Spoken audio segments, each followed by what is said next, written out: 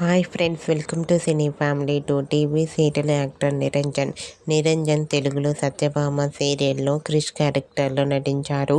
And అలాగే కన్నడలో నినజోతే ననుకథే అనే సీరియల్లో అజిత్ నారాయణ క్యారెక్టర్లో నటిస్తూ కన్నడ ప్రేక్షకులలో కూడా మంచి పేరును గుర్తింపును సంపాదించుకున్నారు. నిరంజన్ ఈ సీరియల్కి సంబంధించిన ప్రతి లేటెస్ట్ అప్డేట్స్ని ఎప్పటికప్పుడు షేర్ చేస్తూ ఉంటారు.